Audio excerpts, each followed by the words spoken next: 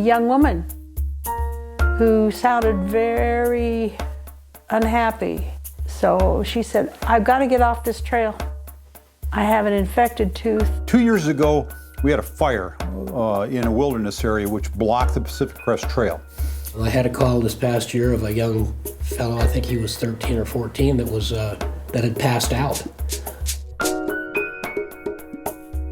They hiked out, found her like on death's door. No. And they brought her back and nursed her back to health. Wow. And then she went on home to Germany, and I guess she ended up being on the news channel up there.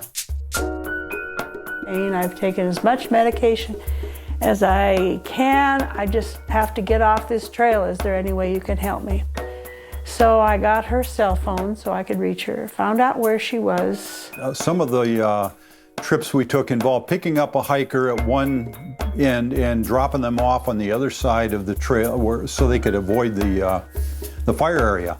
And I brought one fellow in to town. I forget where I picked him up. But anyway, he called me back the next day and wanted to ride back up.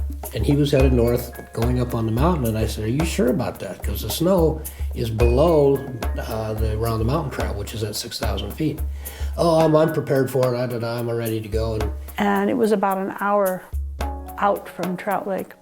So I said, well, I'll do some calling and I'll see what I can do.